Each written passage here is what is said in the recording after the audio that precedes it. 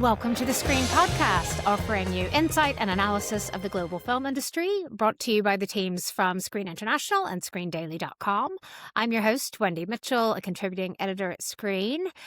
We've got a great episode this week. We're over 2 months into 2026, and we've had a lot of major film festivals. Sundance, Rotterdam, Berlinale, and of course, plenty of small, great, more niche festivals too. So we thought it was time to come back to some of Screen's amazing critics and get some of their gems. These aren't the films that won the biggest prizes or did the biggest deals, but these are films the critics really care about and don't want them to fall through the cracks, and they appreciate them. So I'm joined by Screen's reviews editor, Nikki Baughan. Hi, Nikki. Hi. And Wendy Ide, Screen's senior international critic. Hi, Wendy. Hi, Wendy. And then later in the episode, I will talk to the senior U.S. critic for Screen, Tim Grierson. So, Nikki, let's start with you. I know it is funny because I had asked you for some ideas and you sent through, it must have been about 30 films you've loved that weren't even the big talking points. So I've been cruel and limiting you to about 3 of those. Do you want to talk about your first title, your first gem? Sure. I mean, it's always difficult to cut these films down into a list of 3 because I could talk, as you say, about 30, but that would take a week. So I've chosen 3, 2 documentaries, and I'll start with one of them, which is a documentary called Seized, which played in the Sundance US documentary competition. By Sharon Lees as the director, and it's a little lovely thing set in Marion in Kansas, which is a very small town in Kansas. I've never been. Wendy, you might. I've never even been to Kansas. This is not Wizard of Oz, yes. Kansas. Yeah. I was going to say, this is not Wizard of Oz, Kansas. This is small town, traditional town. But in 2023, the police raided their local newspaper, which is the Marion County Record. And this kicked off a fierce debate about abuses of power, about freedom of speech, about journalistic integrity. And this documentary follows the aftermath of this police raid. I'm not going to reveal why the police raided the paper. It comes out in what is a beautiful edit. Editor is Derek Boonstra, and he and the director worked together to create this kind of layered mystery. It takes place, as I say, in this tiny town, and the characters are so colourful, as you would imagine. And it's a lovely, I think the joy of the film is in its edit and its putting together, because it's layered. She knows when to introduce characters. She knows when to kind of time a reveal that kind of turns everything around. And this paper is so analog. It's like it hasn't come into the digital, like they literally type on typewriters and use landlines. And the staff are veteran staff, they've been there for years. It's a bit like a Wes Anderson film. If you can imagine Wes Anderson doing like small town America, well, you can probably imagine that small town American newspaper. And it keeps the focus really tight and really local. But as it goes on, it becomes like a microcosm for everything that is affecting the US and other parts of the world to do with freedom of speech and speaking truth to power and not being frightened into being quiet. I thought it is a lovely thing, and I would really hope to see it go on further. I loved it. Sounds amazing. And it sounds, that combination of freedom of speech and truth to power, which we really need to be talking about, but in a sort of charming, personal way. I did look it up to see if there was an international sales company repping in it. It doesn't seem like it yet, but watch this space and we'll report on Screen Daily if there is. So, Wendy Ide, can I come to you for your first pick? Absolutely. So all of my films are from Berlinale, and I have to say I think it was a really strong selection. Obviously, people are talking about the festival, but yes, for me it was a really exceptional year. I have chosen films which were not in competition. So my first one is Mouse, which is the 3rd collaboration between Kelly O'Sullivan and Alex Thompson. It's an American indie. Their first film together was written by Kelly O'Sullivan, and that was St. Francis, which I think was something like 2017. Kelly O'Sullivan wrote it and starred in St. Francis. Their subsequent 2 films, the third of which is Mouse, they directed together and Kelly O'Sullivan wrote. Now, this is important because I think she is an incredible writer. The quality of the details, there's such great scenes in this film, which is essentially a kind of a story of a friendship, a high school friendship between 2 girls. The setting is a small town. It's in North Little Rock in Arkansas in 2002. And the 2 girls, it's a friendship that has, I think from very early, they've been best friends. One of them is called Callie, and she's the kind of big personality. She's the popular one. She's the sort of the stage star of the stage. She's talented. Everybody loves her. And then her best friend is Minnie, who is a sort of smaller person. She's introverted. She kind of is a little bit overshadowed by her best friend, but it works. It's a friendship that is it's a kind of mutually beneficial thing. They just really get each other and they complement each other. Without giving too much away, I have been asked by the publicist not to give away a key detail, but the friendship is ruptured very unexpectedly. So then we follow Minnie as she copes with the fact that she no longer has this incredibly strong, larger-than-life presence in her life, and it looks at the way she copes with that. And one of the ways that she copes with it is by forming a friendship with Callie's mother, Helen, who is brilliantly played by Sophie Okonedo. So without giving too much away, this is actually, in a way, there are similarities between this film and St. Francis, because both of them are dealing with trauma, I think I can say, through a kind of an unconventional, unexpected friendship. And both of them obviously are superbly written and superbly acted. So Minnie is played by this young actress called Catherine Mallon Kupferer, who I think you might recognize from, she was the lead in Are You There, God? It's Me, Margaret, which I think a lot of people really responded to. She's a pretty significant talent, I think. She's really, really great. And obviously, we all know Sophie Okonedo is an absolute knockout. And I think what really struck me is the quality of the writing and some of the scenes they got to play. You really can see it's written by someone who understands acting. So Sophie Okonedo has this extraordinary scene, which is a confrontation between Minnie's mother and her in the aftermath of a school show, and it's just incredible. And there's another.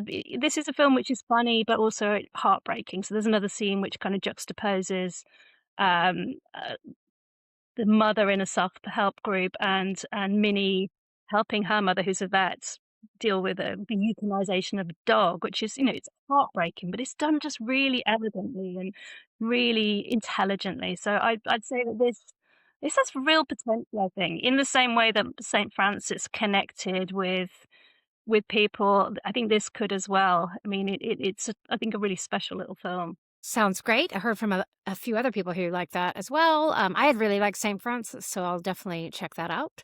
Ryan Campy's Visit Films is selling that one. Back to you, Nikki, for another pick. So I'm also going to go to Berlin for my second pick, and another documentary. This one played in Panorama, where it actually won the Audience Award, quite rightly, I think. It's a documentary called Traces. It's by co-directors Elisa Kovalenko and Marysia Nikituik, and I do hope I've said that correctly. It's a hard watch. It gives voices to 6 Ukrainian women who have suffered sexual violence at the hands of Russian soldiers, not just in this most recent invasion, but going back decades. And it's very difficult to watch, but I think a very important film. Sexual violence as a weapon of war isn't something that is discussed hugely in conflict narratives, but it affects so many women, obviously not just women in Ukraine, but all over the world. So it follows this remarkable woman called Irina Dovhan, who herself suffered this kind of violence from a Russian soldier. And these Russian soldiers are invading these women's homes to do this. That's something they all share in common. Another thing they share in common is that they're all older women, some of them very elderly. And she has decided to turn her experience into a fight back, as she calls it, a fight back, bringing together women to support each other, show solidarity, raise awareness. And I think crucially, that's where this film works, because the directors take a massive step back and they show these women talking to each other, opening up about their experiences, sometimes reluctantly, often with an awful lot of emotion. But it's always sensitively handled. It's always honest, but never indulgent. And we see them building something out of their experiences. And some of these women, there's, as well as Irina, it foregrounds two other women who she works with, one of whom is, I believe, in her 70s, maybe even older, who have risen out of this experience that they still obviously carry with them every day, to grow this community of resilience and fight back and hope. And it is a really hopeful film. By the end, you see this organization that they've developed helping many women. And a lot of these women live in rural areas, had no idea there was help or support available, didn't think anyone would care about their stories. And I think this is why this film is so important, because it tells these stories and hopefully is bringing them to a wider audience and foregrounding these women and giving them a voice. And they thought, they had it taken away. I found it a really powerful watch. It's, as I say, challenging at times, but definitely an important film. Oh, it sounds like a must see in some ways, but like you said, not an easy watch. But also, I'm really glad you brought up that it has some hope in there, because otherwise I don't think it could have won an audience award. And, I look forward to watching that one as well. Stranger Film Sales is handling the international rights to that film. Wendy, back to you for your next gem. Right, back to Berlin for me. This time Perspectives, which I found to be a very strong program. Didn't see everything, but the first film I saw on the ground in Berlin was The Red Hangar, which is a Chilean, Argentinian, Italian co-pro by a first-time director called Juan Pablo Sallato. It's a very lean 82 minutes long, which gives it a good kind of thumbs up initially from most people anyway, because obviously the shorter the better when we're on the ground in a film festival. There's lots of very long films which sort of test our endurance, but a really lean, elegant, taut piece of storytelling like this is just such a palate cleanser. Anyway, this was a great start for the festival for me. It's a film which it takes place in 1973 in Chile, based on a true story, which I didn't realize until I'd actually finished watching it. And it's at the very beginning of what became the Pinochet dictatorship. The film starts on September the 10th, 1973, which is the day before the infamous military coup took place. And it's told from the point of view of a man who's a member of the military. He is a former kind of quite a high-profile hero of the military. He's an Air Force captain. He's played by Nicholas Zarata. He has sort of somewhat fallen from grace, and he's currently teaching in a military institution. So it's kind of business as usual initially, and then it becomes clear that something is different. He gets a phone call which unsettles him. And then what's really interesting, I think, is the way that it tells the story of a military coup through the eyes of someone who's in the military, who's torn in this balance between his duty as a sworn officer of the Air Force to obey the orders of his superiors at all costs, weighed against his conscience as a decent human being. I mean, this obviously has got resonance now. It's contemporary events that are going on. I think this is a story that we can possibly see being played out elsewhere right now. But it's done so elegantly. It's really taut. It's shot in black and white. It's very much about this performance from Nicolas Serratta. It's very, his face is one of the most expressive tools of the film, even though actually he is quite kind of guarded, but his posture and his face and the way that he kind of tries to keep this military demeanor is incredibly powerful. So that I thought was pretty spectacular. Just a really incredibly impressive first feature from Juan Pablo Sallato, and just a film that has got a resonance with the contemporary, but also tells a story that we haven't seen before. Great. Another good tip. And the Red Hangar is being sold by MPM Premium. Wendy, before I move on, Nikki, back to you. So for my third film, I've chosen, in what will come as no surprise to anyone who knows me, a genre film that played as a Berlin special screening.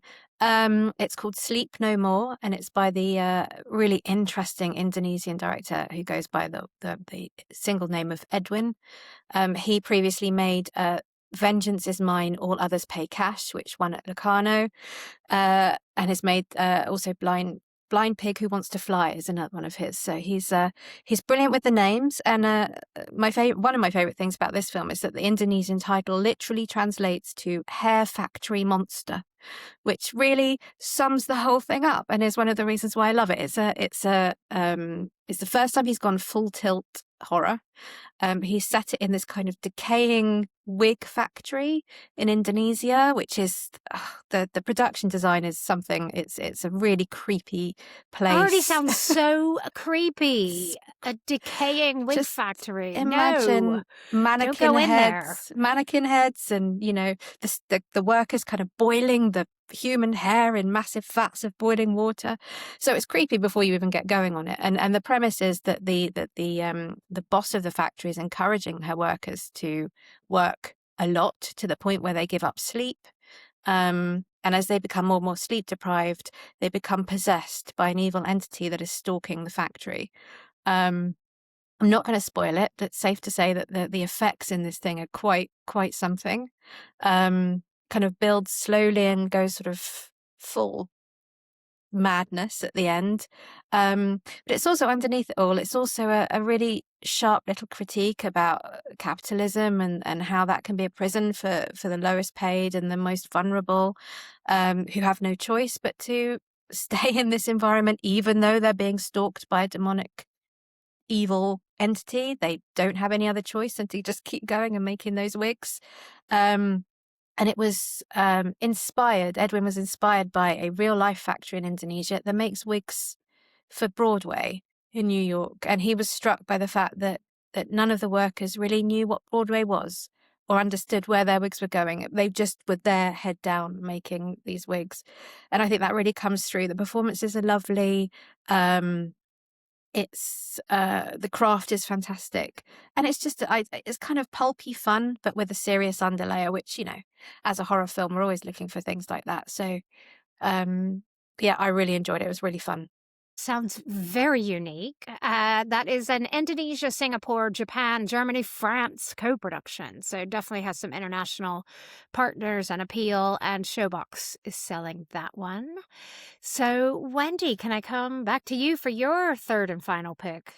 Yes, my third is really something special, I think. Again, it was in Perspectives. It was the last film that was announced in the Perspectives program, and there was a real kind of buzz of excitement around this from the programming team, that I think they knew they had something quite special. The film is The Light Pillar, which is a blend of animation and live action from China. It's a first feature from a director called Zhu Zhao, and it's pretty spectacular. Now, I have written a fair amount about animation. I do know that adult-themed animations can be kind of a tough sell to audiences, and then this is a Chinese language adult-themed animation. But I would say that this is pretty special. Chinese animation, obviously we tend to think of I mean, I suppose in the festival circuit, films like Have a Nice Day, Art College by Louis Jean, and there is a sort of similar kind of, I mean, this is sort of a lot more beautiful in its animation, but it deals with kind of the grim realities of living a fairly kind of impoverished life. But the person I thought of, the director that I thought of when I watched this, because it is so inventive and so interesting, is actually Baughan, which maybe is a bit of a sort of a left field reference, but it does feel like a filmmaker who is taking real risks with the medium. So a little bit about the story. It's set largely in a kind of near future, parallel future, in China, and it seems like it's perpetual winter, which obviously is gorgeous to look at. This animation is just stunning. A kind of fairly kind of sad sack everyman works as a caretaker at what used to be a film studio and is now sort of really run down as sort of depleted thing. And it's I think they're desperately trying to make money out of it, so it becomes at one point a tourist attraction, but nothing quite works. And the people that run it can't afford to pay any of their staff. So the boss gives this poor sad character a VR headset in lieu of payment. He puts it on, and this is where it gets very interesting, because then instead of animation, we go into this kind of, the fantasy world is done through live action. So already you've got some very interesting stuff at play here. And the live action is kind of quite sort of crude. It looks like almost like a VHS quality, quite cheap looking, but also strangely beautiful. So through this VR headset, he meets someone. He actually finds a connection with someone. Not to give too much away, it's not quite everything it seems, but this is just such an extraordinary film. It's so inventive, it's so imaginative. It also has probably one of the best cats in animation that I've seen in a long time. Oh. The cat is a former movie star who now kind of just lives in the film studio. And there's this fantastic sequence where the cat has to go out to work at a cat cafe, and they're like, oh, he's too old, no one's going to like him. And at the end of the day, he's like the most popular cat, and he's made an absolute bucket full of money. And it's just great. The cat's fantastic, but the film is just extraordinary. I was completely blown over by it, and I do hope that someone takes a risk on it and releases it, because it's pretty special, I think. Well, I'm in just for that cat, the old store cat having to slum it in the cat cafe. I love it. Circumon is handling sales, so that's a good sign. I wanted to mention a Chinese film. I am not a critic at Screen, but I can't keep my opinions to myself sometimes. I was just on the jury for the World Cinema competition at the Dublin International Film Festival. And even if you don't like my taste in films, my fellow jurors included Rebecca Miller and Aidan Gillen. So they're smart people. And our winner in this competition, over some of the bigger films that maybe have been to Cannes already, but it was a Chinese film called Water Can Go Anywhere. And I think before Dublin, it might have only played at Shanghai. So a big shout out to the Dublin artistic director, Grania Humphreys, because I don't know how she found this film. It's a second feature by Fang Liang. And it's a really nuanced look at young people leaving their rural homes and going, I believe it's Shenzhen, a big city where they're working in a factory. Quite a poetic film, tackling also social realities for these factory workers, and sort of a quietly brave film. I have no idea. I can't find anybody who's representing that film, but I do encourage people to seek it out. So thanks, Wendy and Nikki, for those gems. I've got 6 new films on my watch list, from the haunted wig factory to Chinese animation. That's a real breadth of tips for people. And thanks for telling us about some of your picks. And I'm sure we'll be talking to you again soon, either before, during, or after Cannes. So get ready. See you soon. Thank you. Now we are joining Tim Grierson in Los Angeles, who is Screen's senior U.S. critic. Hi, Tim. Hello, Wendy. Thanks for having me. We're so glad to have you back on here. And Tim, I think you're going to be talking about a few gems, as we like to call it, from Sundance. And I've made you say these aren't the biggest titles of the festival, like Josephine or something. But can you tell us one of your slightly more left field picks that you think deserves more attention out of Sundance? Yeah, I mean, the first one I'll talk about is a film that played in the next section, which is usually films that are slotted that are more experimental, risk-taking, off the margins a little bit. It's called If I Go, Will They Miss Me? And it's the second, or rather the new film from Walter Thompson Hernandez. And it's set in Los Angeles, and Thompson Hernandez is from Los Angeles, specifically from an area of Los Angeles known as Watts, which is in South Los Angeles. It is, for people who know Los Angeles, it's the part of the city in which LAX, the planes fly over, and it's one of these sort of central motifs of If I Go, Will They Miss Me? It's about a father and son. The father has just come back from prison, and his son, whose name is Lil Ant, the father's name is Big Ant. Lil Ant is 12 years old. He's a budding artist. He really reveres his father, but he's been very distant from his father for obvious reasons. And the father is trying to reconnect with both his son and his wife, played by Danielle Brooks. And we like her, yes. Yeah, and in terms of like names in the cast, Danielle Brooks is the best known. I mean, some of these actors are non-professionals or first-timers, but Danielle Brooks is sort of the one name I think most moviegoers will have heard of. For people who know the work of Charles Burnett, oh yes, Killer of Sheep, of Sheep, and the 1970s LA Rebellion, that he was one of the sort of the pillars of. If I Go, Will They Miss Me? Definitely recalls elements of Killer of Sheep, not just because of the fact that they're both set in Los Angeles, but they both look at sort of ordinary lives in Los Angeles. But there's also sort of this magical realism element that goes on, which is very different than Killer of Sheep, though Charles Burnett has introduced that in other films of his.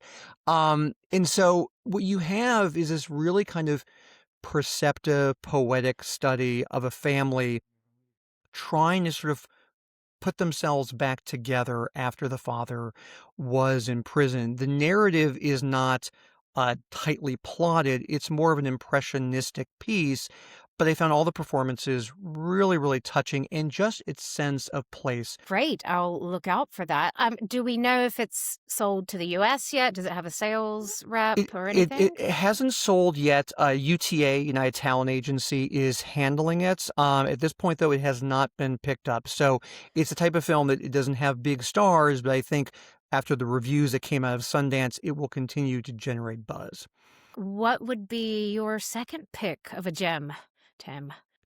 My second film is in the U.S. Dramatic Competition, and it got the Best Ensemble prize. It was a special jury award that they gave out. I would have given it more than this, but nonetheless, it's The Friend's House is Here, and people might hear that title and think, is this a riff on Where is the Friend's House, the Kiarostami film? It is set in Iran, but there really isn't any crossover between the two films. It is other than a sort of nod in the title, I guess. A nod in the title, and sort of, I would say that they also have in common a study of the everyday that's very, again, poetic and very sort of simple, deceptively simple, I would say in both cases. But people who are going to this movie thinking, oh, it's a play on the Kiarostami film, there is no child looking for a house or arrives at a house in this movie. It is made by a married couple. Their names are Hussein Keshavarz and Mariam Atahi. And this was filmed in Iran, in secret. It's set in the aftermath of the Iran-Israel war of last year. And it's about two best friends who are both artists. And the actors who play them, my understanding is that they are actually artists themselves. It's Mashad Baram and Hana Mana. And they play best friends who are living in Tehran. They do different types of art, different types of visual art. And it's about them and their lives and the underground artist community that they are part of. And what this movie shares with my previous film I talked about, If I Go, Will They Miss Me, is that both of them are very deceptively kind of quiet and simple in terms of their stories. We spend a lot of time just hanging out with these two friends, watching them make their art, watching them hang out with their friends in the artistic community. One of them gets a boyfriend along the way, and then watching her with her boyfriend. But it all feels very unmomentous. But what the filmmakers are doing is sort of establishing this world and what it's like for these young women living in Tehran who sort of don't abide by the same cultural norms as older generations. There are moments where older women criticize them and ridicule them and say, why are you not wearing a headscarf? And they just laugh at them and just think you're so, just so out of date. And these are the sort of the subtle things that are going on in the film. But halfway through the friend's house is here. Something happens. I'm not going to reveal what that is, but it's the first sort of introduction of a plot twist in a film that's sort of plotless. But it's important, and you realize the movie has been building up to this moment, and it changes the relationship between the two friends and the people in their community. And I think what's really impressive about the friends' houses here is that when the tonal shift happens, the film still feels exactly the same way. It doesn't wobble because of that introduction of something a little more traumatic that occurs. That gentle tone is still there, but there's so many different kind of layers to it. I saw this film before Sundance. They screened it in advance here in Los Angeles. And I bring that up to say that not only was the film shot in secret in Iran, it was actually, my understanding anyway, from the publicist, is that it was sort of secreted out of the country so that we could see it in Los Angeles and that it could be shown in Sundance. Many of the cast and crew were not able to be there for the film at Sundance for those reasons. The filmmakers just got signed to a pretty big U.S. talent agency, William Morris. William Morris is backing the film. It has not sold yet, but William Morris is the sales agent for the film. It's a really, really quiet, gentle film, but I found it really, really emotionally devastating. Oh, interesting. That's definitely on my list. And Tim, I know you probably have dozens of films you loved at Sundance, but what would be your final gem that you're going to tell us about? Well, I feel like you have to introduce at least one divisive film, meaning that other critics I know hated this movie, but I really loved it. So I will let future viewers decide if I am right or wrong. It was also in the U.S. dramatic competition. It's called Carousel. It is the new film from writer-director Rachel Lambert, who is probably best known for the Daisy Ridley sort of quirky character study from 2023 called Sometimes I Think About Dying. Oh, I like that film quite a lot. Yes, yeah. As did I. This is the first film that she has made since then. Very different from that film. It is kind of a tentative love story. It is set in Ohio, which is where Rachel Lambert is from. And it's about two people, Chris Pine and Jenny Slate, who were high school. They were a high school couple, and they haven't seen each other for a very long time. Chris Pine is a doctor. He is divorced. He has a teenage daughter who has real anxiety issues, and he really has to kind of take care of her and be very kind of close to her. He loves his job as a doctor. He has sort of a family practice. And Jenny Slate plays someone who works in politics in Washington, D.C., who comes back to town because she's sort of frustrated with her work. They haven't seen each other for a very long time, and that connection that they had from the past is still very, very much there, and they fall back in love. And what Carousel does is it does something I feel like not enough films do, which is talk about love from a very grown-up perspective, asking the question, when you're an adult and you have adult issues in your life, like maybe you're divorced, and you're raising a daughter who struggles with mental health issues, or in the case of Jenny Slate, you have older parents and you are trying to help them sell their house, but they're kind of stubborn about it and you have to really sort of take charge. You have these other things going on in your life. You're not just sitting around meet cuting and falling in love and doing that. When you're an adult, and especially when you've had history with somebody, you're not the same person that you were in high school. No. So what does that actually look like? It's, I think, a really, really touching and I think smart film. Rachel Lambert is somebody who doesn't sort of spoon feed the audience. You don't know what happens behind closed doors. And so we almost literally keep checking back in with the couple to see what's going on between the two of them. I think both Chris Pine and Jenny Slate are really quite lovely in this. I mean, Chris Pine is somebody, when there was all those kind of ridiculous debates about who is the best Chris. Chris Hemsworth. And still, the jury's still out, you know. I'm starting to lean towards Chris Pine, I have to say. I think as a dramatic actor, I think he's a bit underrated. I didn't see, because he was in theater before he became more of a movie star, and he had a decent reputation as a theater performer, and he is aging beautifully. He is somebody who really kind of, he has the sense in this movie of a guy who, you know, his medical practice, because it's just a family, small town kind of practice sort of thing. You know, they're dealing with financial issues and trying to stay afloat. He has to worry about his daughter. His divorce is somewhat fresh, and that's something that he's still kind of grappling with.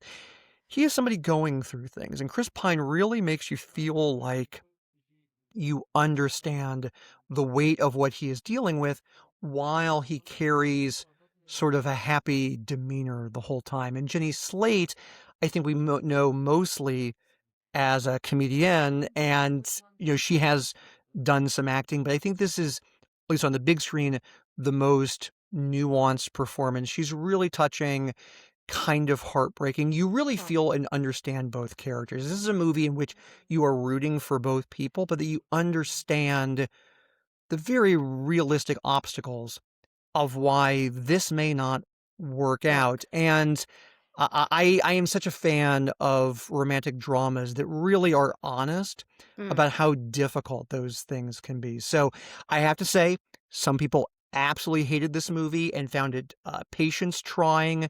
I did not feel that way at all. I was pretty engaged from the first moment. That film sounds really right up my street. I will be checking that out. A sort of real romance for adults. Maybe even the way you're talking about it sounds a little past lives vibes.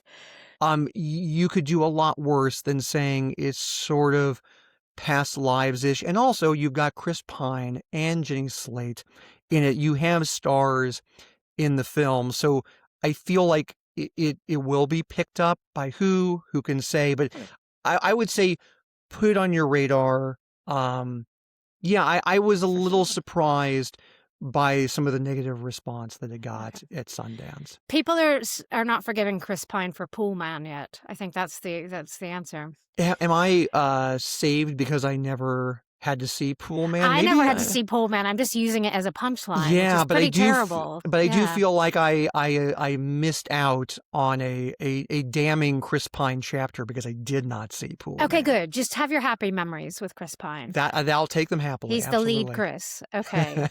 Tim, anything else from Sundance you wanted to mention before we wrap up? Those were the gems. Like there's so many, everybody should be excited about Once Upon a Time in Harlem. Neon picked it up. It is as wonderful as everyone said. I reviewed it for screen. Yeah. It was my favorite film at the festival, but Neon picked it up. It's going to get a theatrical release. It is a very, very special film made by William Greaves, who, the experimental filmmaker who died more than a decade ago, and completed by his son, David. It was shot in 1972. It is a gathering of the surviving members of the Harlem Renaissance in New York. It is a beautiful film. It is an absolutely beautiful film. I can't wait for folks to see it. Oh, that just sounds so special. I did read your review, and that sounded really good. So I will be definitely checking that one out. Thank you, Tim, for your gems and for continuing not to watch Pool Man with me. It was my pleasure. Thanks, Wendy. One great update. Since we recorded this episode with Tim, I'm thrilled to say that If I Go, Will They Miss Me has landed a US deal with the independent distributor Rich Spirit. Good news. So, thank you for tuning in to the Screen Podcast. Please do rate us and subscribe wherever you get your pods. Thanks to the whole Screen team who makes this possible, especially our producer Ellie Calnan and our web editor Orlando Parfit. Please do join us again next week.